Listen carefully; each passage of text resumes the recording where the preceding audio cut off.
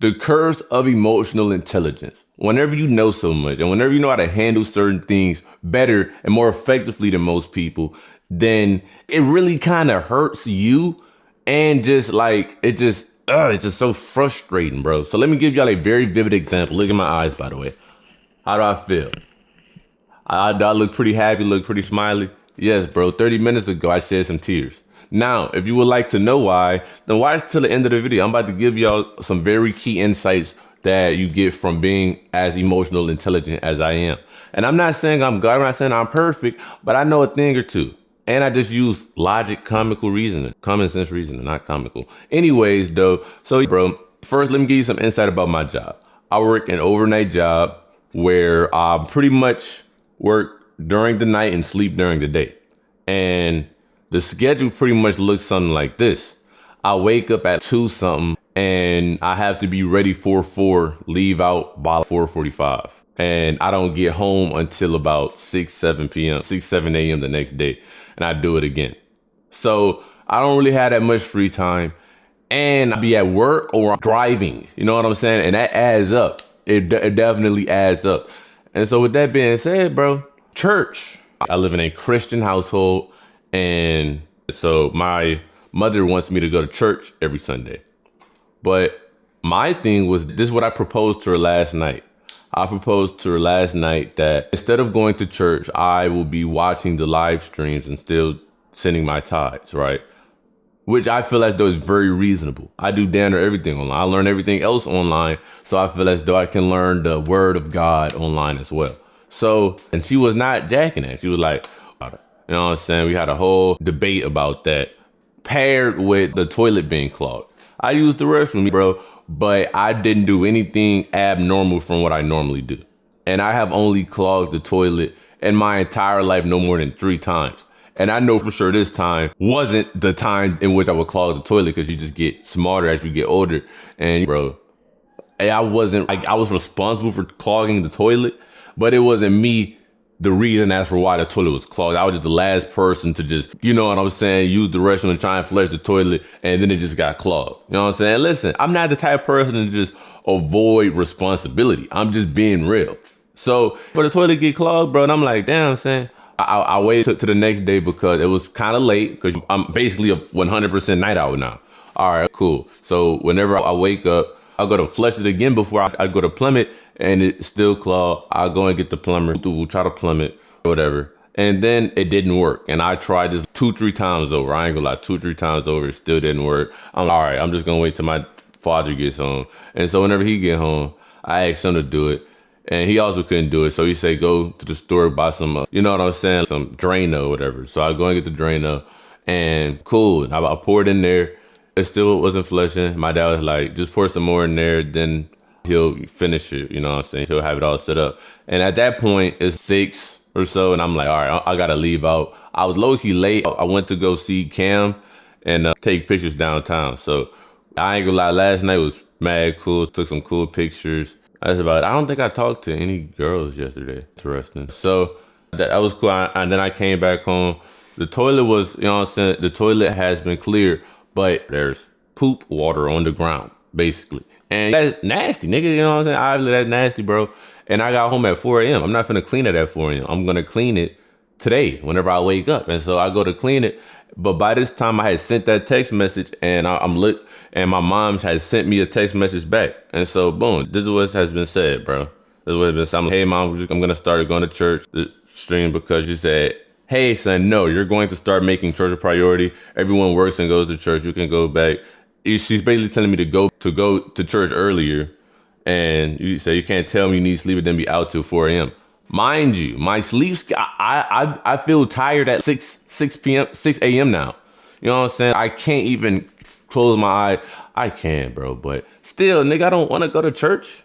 I ain't gonna lie, I don't. I'm gonna start saying a lot of things really soon, bro, but I'm not that. That's all I'm gonna say. I'm not that. And whenever you realize and open your eyes, you won't be that either, because it's fake. And I'm like, my schedule altered, and it just doesn't work. And shit, if, by the way, it's an hour drive, right? To get there is about 30, and then to get back about 30. So that's taking a good 4-5 hours. And then niggas still be having to clean up and have my life, bro. And so it's like, bro, I'm trying to talk this through with my mom, bro. And we are getting nowhere fast. And this is what you have to understand, bro. Some people are more problem-based than solution-based.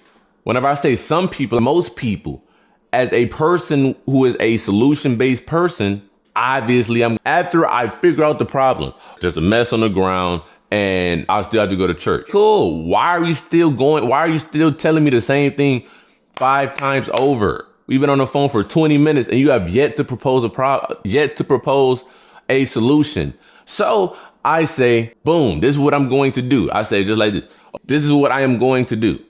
I am going to clean up the mess. You trying to say who? Well, first, hold on. First, you was like, we got to figure out who clogged the toilet. It doesn't matter who clogged the toilet because first and foremost, it's already clear, right? First and foremost, the toilet is already cleared. Second and foremost, I didn't do it. And my other family members said they didn't do it. So with that being said, no one is going to own up for the reason why the toilet is clogged. I'm pretty sure it wasn't me. And my family members are pretty sure it wasn't them either. Cool. What is the next best thing to do? We just had the same talk with both of us, and I'm just going to clean it up because I'm the oldest one in here. And nigga, I would rather clean it up than have anyone else clean it up because I don't trust them to clean it up as good as I'm going to clean it up. Simple. I ain't gonna lie. And I'll just move on for it because I technically was the last person to go and use the restroom. So cool, it's mine. I'm just gonna clean it up and I'm going to find a church locally so I don't have to drive freaking 30 minutes. And hopefully the church is not goddamn 2.5 hours long and I could go ahead and get in, get out, get back home, whatever, live my life, bro. Cool. That took, honestly, that phone conversation could have took 5 minutes. And yet it took 20, 30 minutes. You running in circles. Hell no. Like I said, I barely have time. I would be damned if I let you drain my goddamn time talking about some bullshit. And that's the thing, as a solution-based person, bro, you just have to say no. You got to put your foot down. Yes, the problem-oriented people are going to be upset. Honestly, bro, I don't care. And I'm not just talking about my people. I'm talking about anybody. Listen, you got a problem with me? I'm going to give you the solution right here. After that, get out of my face. Be gone. Always talking about the negativity. Let me give you the light right here. Now vanish. I don't want to see you no more. The only thing you got to say to me is some goddamn problems. I don't want to hear it, bro. I don't want to hear, nigga, pay me, nigga. If you want me to coach you as one of my clients, you know what I'm saying? I got you, right? But fam, I'm not finna just sit here and just conversating about some BS. I'm not getting freaking benefited at all. I'll give anyone a solution real quick. Ask me. 9 out of 10, bro. I'll probably tell you something, but just sit here and talk about some BS, bro. I'm not hearing that, folks. That don't do nothing good for me, nor you. I already know your problems. Most people's problems, first and foremost, are not that bad. Second and foremost, they can be solved by 1 or 2 things. Getting more money and self-improvement and just actually going out there and doing something, whatever it is. Besides that, there really ain't nothing else that I could tell you. Honestly, I could coach you as a client. I could get you some nice results in health, fitness, mindset, life in general, life in general. But it all comes down fundamentally to just doing it, getting more money, and self-improvement. They're really enough said. And so it's whenever you just keep fixating upon these small things, bro, that you got to focus on the big picture. Oh, the restroom is dirty. I'm going to clean it because I was the last person to use it. Fine, we can say that. Fine, I clogged the toilet. I'm going to clean the toilet and let's move on from that. Cool, you still want me to go to church. As long as I am living in this house, I am forced to go to church. Cool, I'll go to church. Cool. But I don't want to go to a church that's an hour away, basically, and 3 goddamn hours long. So I'm going to find a local church that doesn't take as goddamn long because I didn't want to go anyway. And the next thing, which is something that I learned from being emotionally intelligent, you cannot force someone to do something. How many times I tried to force my little sister to clean up the goddamn kitchen? Hundreds of times, non-exaggeratively speaking. And you know how many times she cleaned it up? Not that many times, bro. Not that. Imagine having to tussle with somebody, take away all their electronics and say they can't do anything else until the kitchen is clean. And they'll still not do it. And if they do it, they build up a hatred of you and of whatever they're doing. So it makes them less prone to even much go and clean it up unless they're getting forced. You can force me to go to church all you want. And then as soon as I move away, I just never go to church again. Or you let me go at my own will. And I build my own relationship with Jesus. You feel what I'm saying? Which connection and bond do you think is going to be more stronger? The one where you're forced, like if you don't go here, you're getting kicked out the house. I'm going to spank you and take away your phone. Or you can have church right here. Oh, you said that if you go to physical church, then you're jeopardizing your sleep, but you're still going to watch church and get the word of Jesus on your phone and still send tithes. Son, that's good. Which one do you think I'm going to rock with more? It is common sense plus being a solution-based person plus being a sensitive and ADHD person, bro. Honestly, fam, it's really a cheat code because I'm logical. I'm very logical. And yet I'm still sensitive. I'll be crying and still have my head on straight. And so it allows me to feel these range of emotions, which I feel like it's good to feel every single emotion. Of course, you want to feel the positive emotions more than you feel the higher. Of course, you want to feel the positive more than you feel like the negative emotions, bro. But yeah, son, you definitely want to make sure you learn emotional intelligence, which I'm going to be. I ain't gonna lie, guys. I'm actually pretty excited for that.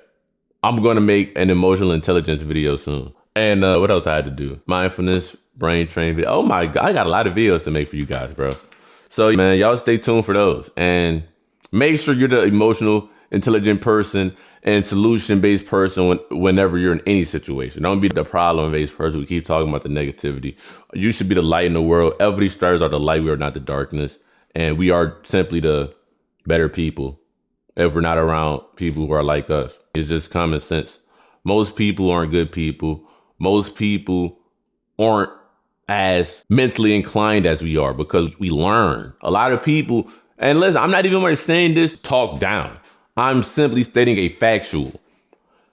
If someone does not study, if someone doesn't learn, they are simply not as smart as we are. If they don't train, they're not as strong as we are. It is a simple concept. So when an Hefodi striver trains, learns, makes money, just does the right thing, is ultimately a more better person, solution-based person, emotional intelligent. What else? Just more expressive, more authentic, then you are a better person. I'm not saying this to boost your ego. I'm not saying this to anything. It's just a fact. And with great power comes great responsibility. We still have a role and duty that we must fulfill in this world that benefits humanity. And so with that being said, bro, you could just try and talk to them. Not everyone is going to hear what you got to say. They're not. Show you out, get mad at you because you're saying the truth. Whatever. Cool. You did your piece. You did the best you could do. And sometimes whenever the situation is just that bad, you just got to move around. You get around people that's like ourselves. And I'm not saying everyone you got to be around has to be an official Hefodi striker, but I'm saying you got to be around higher vibrating people. You are the sum of the 5 people you hang out with. So you hanging out with a whole bunch of dumb, ignorant, rude, mean people, bro, who are not emotional intelligent, who are not having anything good going on in their life, then that's not okay. Not for enough of these strivers. We don't stand these situations more than which we are required to or need to. Whenever we are able to move out and we've learned and took all of the lessons that we can, we don't need to take every goddamn lesson. You could get a gist, you know what I'm saying? But you feel me? I don't have part ways, bro, because it ain't doing nothing but holding you down. And we don't get held down. We ascend. You know what I'm saying? I don't need no one to hold me down. I need people to uplift me, bro. I ain't lying. I need people who also emotionally intelligent so I don't feel like banging my head against a brick wall, bro. I ain't lying, because that really took it out of me, bro. I couldn't do it no more. I'm sensitive. I cry, bro. I still get flustered. I don't lose control, but I'll lose this phone real quick. You said, what? Just throw the phone. I'm not going to hang up on you, but nigga, I'm going to throw that phone, though. I'm just not going to pick it back up. I'm not going to pick it back up. I hope you don't run it, son, but yeah, bro. Love my strivers, man. Y'all give y'all heart, bro. Enough of the peace, wings, strive, bro. Hefodi.